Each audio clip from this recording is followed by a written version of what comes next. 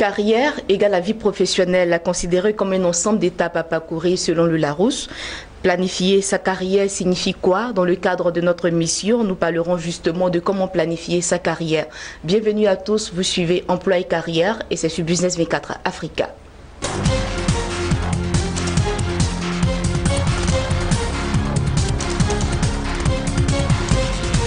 Je suis en compagnie de André Cuyo, il est consultant spécialiste de l'insertion professionnelle et de l'entrepreneuriat. André Cuyo, bonjour. Bonjour madame. Merci d'avoir répondu à notre invitation. Je vous en prie. Merci. Avec vous, nous allons échanger tout au long de cette émission sur des thèmes à trait à l'emploi et à la carrière.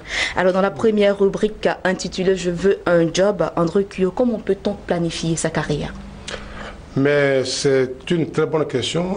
Beaucoup de travailleurs, surtout nous nous adressons en principe, enfin en particulier aux jeunes, mais on nous interprète très souvent pour dire que tout le monde est intéressé par l'émission, donc on s'intéresse à ceux qui travaillent. Et tout le monde veut donc avoir une carrière très dynamique, mais beaucoup ne savent pas trop comment il faut s'y prendre. Et ils ne savent pas qu'il y a des étapes à ne pas brûler, il y a des étapes à franchir et à respecter si on veut évidemment progresser tranquillement et arriver à bon port. Alors la première étape, ça part de 25 à 35 ans. Cela dure 10 ans, 25 à 35 ans. C'est important parce que les gens me demandent souvent, j'ai déjà fait l'école pendant plusieurs années et encore vous me demandez de me former. C'est juste parce que lorsqu'on arrive dans une entreprise, on ne connaît pas l'entreprise, on ne connaît pas comment ça se passe dans l'entreprise et même si on a des compétences ou bien des aptitudes professionnelles acquises à l'école, ce n'est pas forcément que les aptitudes-là sont peuvent être confrontées directement aux aptitudes ou bien aux compétences de l'entreprise. Et donc, celui qui arrive à l'entreprise de 24 à 35 ans, en plus de sa formation académique, il doit accepter de se former. Se former comment? Et aujourd'hui, en Côte d'Ivoire, on a le FDFP, qui est le Fonds de développement de la formation professionnelle, qui forme ceux qui travaillent déjà. Et donc, un travailleur peut participer à des séminaires, mais peut travailler aussi en acceptant de participer aux réunions, en acceptant les remarques et les suggestions des doyens qui sont là depuis des années et qui ont donc du vécu, qui ont eu de l'expérience que le nouveau n'a pas encore. Et donc ça fait pas de la formation. Et ça vous permet d'être mieux formé, d'être mieux outillé et de devenir expert dans votre domaine de compétences. Et donc après cette étape-là, si vous le permettez, on passe à la deuxième étape, qui est de 35 à 45 ans. Cela fait 10 ans encore, et ça c'est se développer. Se développer, ça veut dire quoi? Vous avez déjà fait une formation pratique pendant 10 ans, maintenant, dans les 10 autres années, vous devrez être compétent. Et donc, à partir de ce moment-là, même si la formation est continue, on n'est plus dans la période de formation. Donc, dans la première étape, si on ne pose pas trop de problèmes d'argent, les questions d'argent, dans la deuxième étape, évidemment, soit sur vous débauche, mais le salaire doit se ressentir, même le patron doit savoir que vous travaillez bien. C'est pas parce que vous avez duré dans l'entreprise, que vous êtes compétent, vous pouvez durer dans l'entreprise, mais si vous ne faites aucun effort pour apprendre, pour vous renouveler, pour apprendre de nouvelles techniques, pour voir comment ça évolue, vous pouvez faire 10 ans, 15 ans, vous n'avez rien appris. Donc, lorsque vous vous formez dans la deuxième partie, vous vous formez, vous êtes déjà bien formé. Maintenant, vous pouvez négocier un salaire qui sied. Et cela prend encore 10 ans. Voilà. Alors, est-ce que ces deux étapes-là suffisent pour bien préparer sa carrière? Non, ça ne suffit pas, mais j'ai dit que ça se fait à 4 étapes. La première étape, c'est se former de 25 à 35 ans, de 35 à 45 ans, c'est se développer, c'est la deuxième étape. Et donc, dans la première étape, il faut faire ses preuves. C'est ce qui est important, il faut faire ses preuves. Il ne faut pas faire ses preuves en arrivant nouvellement dans l'entreprise. Vous voulez avoir le même niveau de salaire que l'ancien qui a fait 10, 15, 20 ans. Et qui est opérationnel, parce qu'une entreprise, il faut être opérationnel. Est-ce que lorsque vous donnez un travail, vous êtes capable de le faire sans erreur, sans faute, ou bien le moins de fautes possible? Ce n'est pas évident parce que si vous sortez de l'université, vous ne pouvez pas tout maîtriser, vous ne pouvez pas maîtriser au niveau de même la culture d'entreprise. Vous n'en savez rien, donc il faut prendre le temps pour maîtriser la culture d'entreprise, le management, le système de management des responsables, et voir qu'il y a un décalage entre l'université. Ce qu'on apprend dans les universités, c'est juste, Mais lorsqu'on vient en entreprise, il y a une petite différence quand même dont il faut tenir compte. Et donc ça, dans la première étape, vous permet de le faire. Dans la deuxième étape, il reprend. Donc la deuxième étape, c'est se développer. À ce niveau, l'apprentissage est terminé. Lorsque la formation est toujours continue, mais l'apprentissage est terminé. À partir de ce moment-là, vous avez déjà acquis des compétences et des aptitudes professionnelles. C'est important. La deuxième étape, là, vous pouvez vous développer. C'est-à-dire se développer, c'est faire quoi? Vous avez une compétence que vous avez acquis pendant 10 ans. Maintenant, vous pouvez monnayer ces aptitudes-là. À partir de ce moment-là, lorsqu'on vous donne un travail, on voit que votre réaction est totalement différente de la première année, mais ça se voit. Lorsque les gens travaillent, disent, ah, mais ça, cette heure-là, j'avais fait ça il y a 10 ans, je ne fais plus comme ça.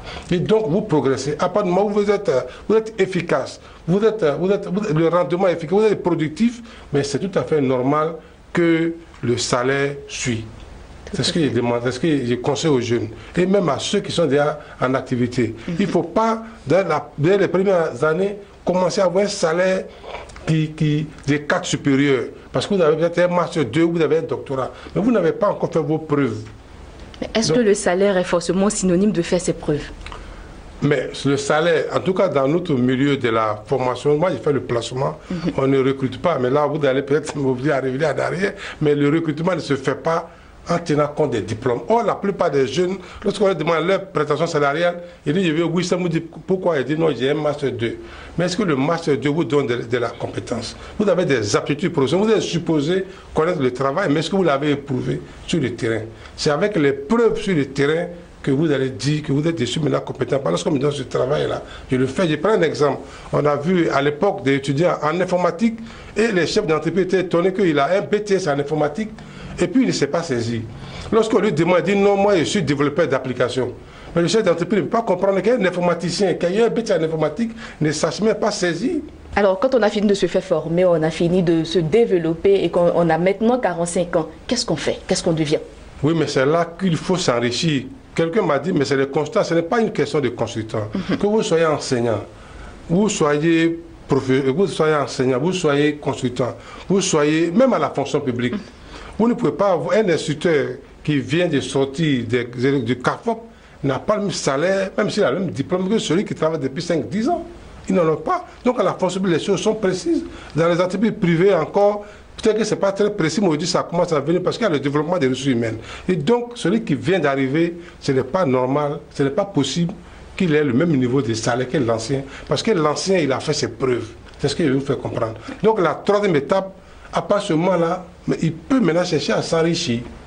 C'est-à-dire, peut-être pas devenir milliardaire, mais on ne peut plus lui dire, on ne peut plus lui donner le même niveau de salaire qu'il avait lorsqu'il est arrivé nouvellement. Ce n'est pas possible. Si vous avez fait 10-15 ans dans une entreprise, mais aucun chef d'entreprise ne peut... Il y a un chef d'entreprise qui me disait que la valeur ne se promène pas.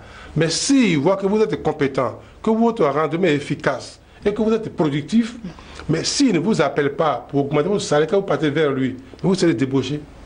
C'est pas compliqué. Aujourd'hui, ça se voit dans la téléphonie, partout. On débauche les gens qui vont de telle entreprise à telle entreprise avec le salaire multiplié souvent par un demi ou bien 2, pratiquement, parce qu'il est productif. Voilà. Et ça, c'est ce qu'il faut que les gens comprennent. Et donc, quand vous êtes arrivé à ce stade, vous avez déjà fait 30 ans. Et donc, après 30 ans, vous êtes maintenant dans 55 et plus. 55 ans et plus, évidemment, les enfants sont grands. Vous avez peut-être une maison, certainement. Ce n'est pas normal qu'on arrive à ce niveau et puis on n'a pas de maison. On dit les gens sont durs, mais il faut qu'on ait une maison. Ce qui n'est pas évident pour tous, hein. Oui, c'est pas évident, mais il faut s'efforcer pour le faire. Il y a, bon, vous allez peut-être me faire des digressions, mais en fait, il y a des terrains de 500 000, de 250 000 partout. À Abidjan, ici, pas à Abidjan, mais à l'intérieur. Donc, même si on n'a pas une maison à Abidjan, mais il est tout à fait normal qu'on ait une maison à l'intérieur du pays, même dans son village. Parce qu'il y a un cadre supérieur qui va au village et qui n'a pas sa maison, ce n'est pas totalement correct. Donc, il faut qu'à ce niveau-là, il a une maison, ses enfants sont grands, sa famille est beaucoup plus libre. Donc lui, il a le temps de vivre maintenant de ce qu'il a économisé, la richesse qu'il a pu acquérir, pendant la troisième étape, mais la deuxième étape, mais il va maintenant, comme la troisième étape est sur moi, il va commencer à en jouir. Donc il peut faire les voyages, il peut faire, comme on le dit souvent, le safari, il peut se promener, il peut aller où il veut, en Côte d'Ivoire comme à l'étranger, parce qu'il a maintenant le temps, il peut profiter. Mais ce qu'il ne faut pas faire, c'est que la plupart des jeunes, ils veulent profiter en même temps. Comme on le dit toujours, ils ont dit ce genre d'expression, tout près n'est pas le en même temps mieux. C'est bien, mais le danger, quand vous brûlez les étapes, ça vous rattrape. Et c'est la seule façon, et ça peut-être conclure à ce niveau-là, la seule façon d'être en retard, c'est de vouloir sauter les étapes, ne pas respecter les étapes. Ce n'est pas une panacée, c'est vrai. Mais si vous suivez ces étapes-là, vous allez voir que le trajet est long. Ça met 15 ans, 20 ans, 10 ans, 30 ans, mais vous êtes sûr d'y arriver doucement et tranquillement, et sûrement plus. Voilà. Alors, c'est ce que nos jeunes doivent retenir de cette partie? Oui, ils doivent retenir qu'on ne doit pas être pressé pour avoir de l'argent. L'argent, c'est bien. Vous savez, on était à l'université et puis on avait professeur, il y a un dommage aujourd'hui, parce qu'il avait dit une chose, on n'avait pas fait attention. M. Batémé Coty nous disait que si vous cherchez l'argent, au lieu d'avoir les diplômes, le semestre sera trop long, vous n'en aurez pas. Il faut avoir votre diplôme, formez-vous correctement et ensuite l'argent va venir tout seul. Mais ceux qui n'ont pas compris ça aujourd'hui, jusqu'à aujourd'hui, là, ils sont encore entre guillemets se chercher. Parce qu'ils n'ont pas voulu aller à l'école, ils ont voulu avoir l'argent immédiatement. Et ça rattrape. Et là, il nous avait dit depuis 90, ça fait plus de 30 ans aujourd'hui, mais je me rends compte qu'il avait totalement raison. Et on l'appelait coach, et aujourd'hui c'est un vrai coach. Voilà, chers téléspectateurs, sur ce, nous allons passer à notre deuxième rubrique. Il s'agit de la rubrique Espace Espoir.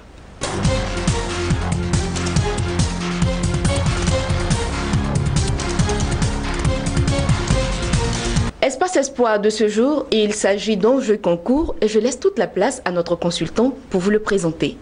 André Kio. Merci bien, madame. C'est un jeu concours parce que nous avons voulu innover pour aider les parents d'élèves, les étudiants en quête d'emploi, en quête de stage, mais les parents d'élèves aussi en quête d'école ou bien d'argent pour payer les meilleures écoles. Et donc, nous avons négocié avec certaines écoles qui nous ont donné des bourses d'études. Et nous avons aussi négocié avec des entreprises, nous avons donné des stages d'entreprises, dans des grandes entreprises qui comptent la Côte d'Ivoire ici. On n'allait pas donner aux gens de façon hasardeuse, on va donc donner aux gens, mais on va lancer un jeu concours. Alors, qui doit participer à ce jeu-là? Les étudiants en fin de cycle, les bacheliers, les étudiants, les candidats au stage, les parents d'étudiants et tous ceux qui ont besoin de stages ou qui veulent rendre service à des gens, à des parents ou à leurs enfants. Donc tout le monde peut participer. Il n'y a pas d'exclusion. Tout le monde peut participer à ce jeu. C'est un jeu concours. Et donc quelles sont les différentes formations qui seront mises en jeu? Il y a les commerciaux, il y a les informaticiens, il y a les comptables, il y a les caissiers spécialisés et les secrétaires, etc. Mais on a eu quelques postes de juristes. Donc toutes ces filières-là peuvent compétir à ce jeu-là. Alors, quelles sont les questions à poser? Mais on va leur demander justement de suivre en pleine carrière parce que les questions seront posées. Ce seront des jeux par SMS. Et donc, en répondant aux jeux, on va leur donner ces prix-là. Ces prix seront donnés à l'antenne directement avec les partenaires des écoles et les entreprises qui ont donné les stages. Donc, ça sera des jeux qui seront donnés de façon officielle à l'antenne ici, à BINE 24. Voilà. Alors, chers téléspectateurs, nous espérons que vous avez bien pris note de ce jeu concours qui est lancé dans le cadre de notre émission Emploi et Carrière. Nous passons tout de suite à notre toute dernière rubrique. Il s'agit de créer mon entreprise.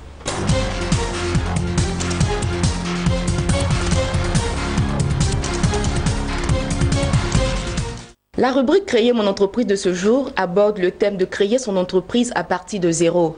Est-il possible de créer son entreprise à partir de rien? Eh bien, c'est la question que nous posons à notre consultant. Merci. Vous avez des très bonnes questions. Ah, mais la question peut-être elle a reposée autrement. Peut-on créer une entreprise à partir ou bien sans argent ou à partir de zéro? En fait, c'est les expressions que nous avons beaucoup attendues. Dans les conférences, les gens font beaucoup de démonstrations. Alors on dit avoir réfléchi. Est-ce qu'on peut vraiment créer une entreprise à partir de zéro? Il allait dire oui, mais oui, parce que si on part de zéro, moi je préfère qu'on dise sans beaucoup d'argent ou bien sans grands moyens. Je voudrais, parce que pour créer une entreprise, déjà, ce n'est pas l'argent qui est en première position, c'est le rêve. Et quand vous avez le rêve, vous transformez le rêve en idée. L'idée, c'est ce qui est tangible, c'est l'idée de création d'un bien ou un service. Vous voulez vendre des mangues, vous voulez vendre la loco, vous voulez faire la ticket, qu'est-ce que vous voulez faire? Donc vous matérialisez votre rêve en idée. Et l'idée, ce n'est pas suffisant. Après l'idée, ce n'est pas suffisant. Il faut donc monter un projet qu'on appelle un plan d'affaires. Et ça est le plan d'affaires maintenant qu'on cherche de l'argent. Donc vous voyez que lorsqu'on on programme ou on fait la nomenclature de la grande entreprise, l'argent vient à la 4e position, donc pratiquement à la dernière position. Parce que si vous cherchez l'argent avant de réfléchir, lorsque vous avez de l'argent, vous allez dépenser. Il y a un parent qui dit très souvent que l'argent dit dépense-moi, dépense-moi. Alors, quand vous avez de l'argent, vous n'avez plus envie de créer l'entreprise. Le fait de créer l'entreprise, déjà, va venir en dernière position. Donc, il faut suivre les étapes. Ça, c'est important. Et je voudrais prendre l'exemple d'un jeune. C'est pourquoi il dit, très souvent, on dit, on peut créer son entreprise à partir de zéro. Ce n'est pas totalement juste, mais pratiquement sans rien. Je prends l'exemple d'un fondateur d'une grande école. Il est aujourd'hui dans toute la Côte d'Ivoire. Mais lorsqu'il m'a reçu dans son bureau, il m'a raconté une histoire. Ils étaient étudiants à l'université, mais c'était un groupe de 4 personnes. Certains étaient en sciences éco, d'autres en mathématiques, en physique, en chimie, ou on appelait ça en nature à l'époque, on appelait ça SVT. Mais donc, les gens, ils avaient 1000 francs finalement. Et puis il dit, mais il nous reste 1000 francs. Si on dépasse les 1000 francs, c'est vrai qu'on peut manger, mais demain on fait comment? Et il y a un ils ont commencé à réfléchir, donc on a fait un débat d'étudiants. Et puis il y a un qui a dit, mais si on faisait le cours à domicile? Et puis il dit, mais tu dis qu'on va faire quoi à domicile? On va faire comment? Il dit, mais nous on est compétents, on peut donc donner le cours à domicile parce qu'il était à la licence ou à maîtrise. Donc ils peuvent faire le cours comme des enseignants. Et ils ont donc fait des photocopies, étudiants, dispensent des cours à domicile en mathématiques, ils ont cité les différentes matières. Et ils sont allés afficher. Ils ont pris donc les 1000 francs, ils ont fait les photocopies. Et donc ils sont allés afficher, et une semaine après, une dame les appelle pour dire, il faut venir dispenser des cours à ma fille qui n'est pas très forte en mathématiques. Et il a été payé 50 000 francs. Il est tourné 50 000 francs, il a cru que c'était dans l'année. Deux fois, il était déjà trop content parce qu'il n'avait pas beaucoup d'argent. Et la dame lui dit, c'est 50 000 francs par mois. Alors il fait un calcul rapide, il se rend compte que c'est 600 000 francs dans l'année. Donc il était content. Et puis elle lui a dit, bon mais voilà, donc ils ont commencé à faire la formation. Et puis, comme c'est dans une école où il y avait beaucoup d'expatriés, et le niveau de l'enfant a commencé à sentir une amélioration. Et donc la plupart des autres sont venus et ils ont commencé à voir beaucoup de personnes. Bref, on les appelait un peu partout. Et donc finalement, avant la fin de l'année, les 4 ont fait près de 10 millions. Et donc, bon, pour eux, ils n'ont pas pris ça au sérieux. Ils sont dispersés. Lui, il est allé en Angleterre. Et donc, quand il était en Angleterre, il raconte cette histoire jusqu'au bout. Il était en Angleterre, il fait une formation en marketing. Et puis, le professeur, un Européen, lui dit que l'opportunité, c'est quoi? Ils ont donné les définitions académiques et tout. Il dit, l'opportunité, c'est ce que vous avez dans la main. Qu'est-ce que vous avez dans la main? Et lui, il se rappelle que ce qu'il avait dans la main, c'était le produit de cours du soir. Et donc, il retourne en Côte d'Ivoire. Et aujourd'hui, il est à la tête d'un groupe d'écoles. Ils sont à Cody, dans toutes les communes d'Abidjan, mais ils sont aussi à l'intérieur du pays. Et aujourd'hui, son bâtiment à Yopougon lui appartient. Est-ce que vous me suivez? Pour dire quoi? Qu'il a commencé avec l'idée, à la motivation. Mais pas avec zéro, parce qu'il avait 1000 francs, non, c'est pas zéro. Mais il avait aussi leurs propres compétences. Donc ils ont enseigné. Et c'est après, quand ça a commencé à marcher, ils ont été obligés de prendre des professeurs dans les matières où ils n'étaient pas compétents. Donc commencer avec zéro, je pense que ce n'est pas tellement juste, mais on peut commencer sans beaucoup d'argent. Et donc, ce qu'on veut dire aux jeunes, ils peuvent créer leur entreprise sans beaucoup d'argent. Ils peuvent créer leur entreprise avec leurs propres compétences. Quelle est l'opportunité? Qu'est-ce qu'ils ont dans la main? Au lieu de voir ce qui est dans la main de l'autre, qui tu n'as pas accès, voir qu'est-ce que tu as dans la main, quelle est l'opportunité que tu as. Et lorsque tu découvres l'opportunité, parce que Dieu nous a tous créés, mais avec un talent chacun.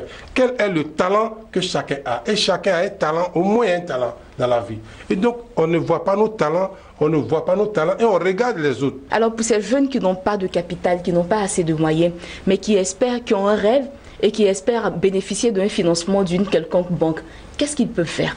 Mais la dernière fois, vous avez posé la même question. Les banques, encore d'autres, peut-être me donner, les gens n'aiment pas trop cela, mais en fait, on a des banques qui sont des banques commerciales. Ce ne sont pas des banques d'investissement. Et très souvent, les banques qu'on a, ce sont des banques étrangères. Donc, qui ont un cahier de charges qui n'a rien à voir avec le financement des jeunes même en France, même les start-up ou les jeunes entrepreneurs, ce n'est pas facile d'être financé. Même alors, pas plus qu'en Côte d'Ivoire ici, c'est plus difficile. En Afrique, c'est difficile parce que ces banques-là n'ont pas pour objectif de financer l'entrepreneuriat. C'est l'État qui devrait le faire. Mais en Côte d'Ivoire, par exemple, l'État a créé l'agence emploi jeune. Tous ceux qui sont succédés à la tête de notre pays, il y a eu le Fonds national de la solidarité, il y a eu le Fonds national de la jeunesse, il y a eu les fonds sociaux qui ont été créés depuis des années. Donc tout le monde crée ces fonds-là. Mais pour y accéder aussi, ce n'est pas aussi évident. On ne distribue pas l'argent à tout le monde. Ce que moi je vais dire aux jeunes, ils ont du talent. Il faut que chacun se regarde dans le miroir pour dire quel est le talent que j'ai dans ma main. Quelle est la formation? Moi, j'ai fait des cours à tu me parlais un jour d'une clinique juridique. Mais il a un master 2. Mais aujourd'hui, la plupart des PME ne peuvent pas se permettre d'avoir un avocat. Des petits restaurants qui sont dans les quartiers ne peuvent pas se permettre d'avoir un avocat. Est-ce que vous me suivez? Mais ces jeunes-là peuvent venir donner des conseils juridiques. Et à ce niveau-là, il y avait eu un ami à l'époque, depuis 2012, lorsqu'il a créé mon cabinet. Il est venu, il dit, il veut travailler avec moi. Il dit, non, mon ami, on est même promotion, la même promotion, on ne veut pas travailler ensemble parce que je ne sais pas ce qu'on s'attend. Mais toi, tu es content parce qu'à l'époque, il avait fait INSET, qu'on appelle du INSB. Donc, c'était une grande école qui est à Yamoussoukro. Il avait fait INSET, donc il avait cette compétence. Il dit, mais tu es un micro-ordinateur. Pourquoi tu n'achèterais pas des logiciels de comptabilité pour aider les gens? D'abord, à commencer par moi. Parce que mon cabinet est tout petit, il n'est pas de comptable. Donc tu peux m'aider une fois par mois et puis on va négocier. Mais lorsqu'il a fait, mais il avait près de 200 entreprises et finalement, il n'avait pas de bureau, il avait son micro-ordinateur et il travaille. Donc aujourd'hui, là, les jeunes, ils ont une opportunité. Il y en a qui ont une tablette. Ils ne font rien avec. Ils vont sur Facebook, c'est pas mauvais, mais ils vont faire les choses qui ne leur apportent rien. Ce qu'il dit souvent, il y a les comportements, il y a encore le mot toxique. Qu'est-ce que ça t'apporte quand tu as une tablette? Pourquoi tu ne peux pas faire de bonnes recherches pour travailler, pour faire le commercial par exemple? On n'a pas bien d'argent pour faire le commercial. Mais on a des commerciaux qui chôment. Pourquoi? Parce qu'ils veulent avoir un boulot, ils vont avoir un salaire forcément. Or, le commercial, il crée de la richesse. Pourquoi il ne peut pas créer une richesse avec des entreprises qui sont déjà là, au lieu de chercher à avoir un salaire à tous les prix? Mais dans le cas de figure, on a des jeunes qui ont des rêves et qui n'ont même pas le minimum pour démarrer. Quel est le problème qui peut se poser?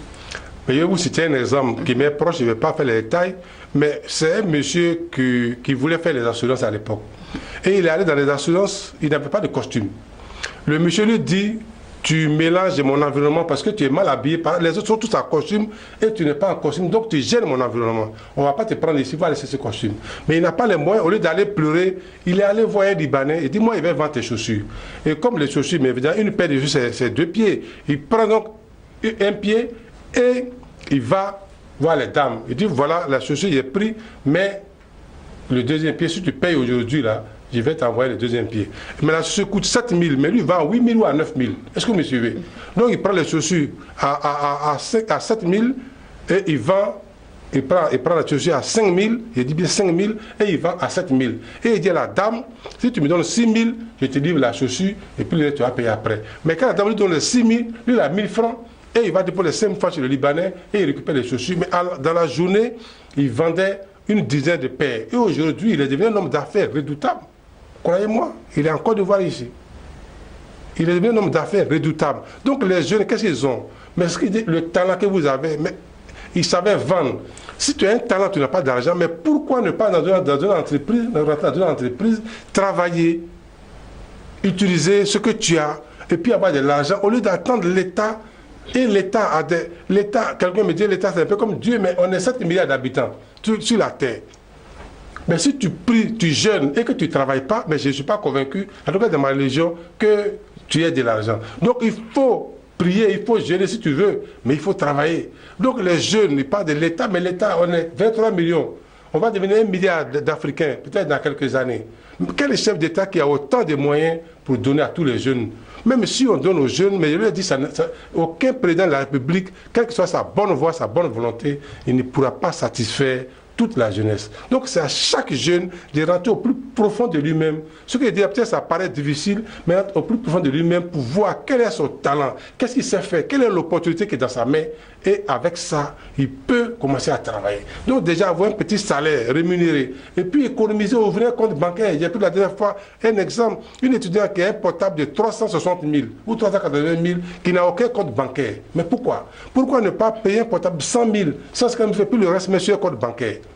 Donc les jeunes ont des comportements qui ne leur apportent pas grand-chose. Et nous, notre rôle à Binévega, c'est de leur dire, ce que vous faites là, c'est bien, mais quel est le résultat que ça vous apporte? Si tu fais une chose qui ne t'apporte pas grand-chose, mais il faut voir ailleurs. Et notre rôle, c'est de leur dire de regarder ailleurs. Donc, de ne pas tout regarder l'État, de ne pas tout regarder papa, de ne pas tout regarder ailleurs, mais eux-mêmes, ils ont du talent. Quel est le talent qu'ils ont? On les appelle à l'humilité. Il faut qu'ils soient un pour travailler. Donc déjà, quand ils travaillent, il faut qu'ils disent que moi, je vais créer mon entreprise. Donc, l'argent qu'ils gagnent là, je ne vais pas tout prendre pour aller en boîte. Je ne vais pas tout prendre pour aller dans les maquis. Je ne vais pas tout prendre pour m'amuser avec. Je vais garder une partie. C'est ce qu'on leur conseille. Et c'est le seul conseil qu'ils peuvent leur donner, ce qui est sincère d'ailleurs, parce qu'ils les aiment. Alors, André Kio, nous sommes pratiquement au terme de notre émission. Votre mot de fin? Ah, mais notre mot de fin, on a fait la première partie. Nous avons vu qu'il y a 4 grandes étapes pour planifier sa carrière.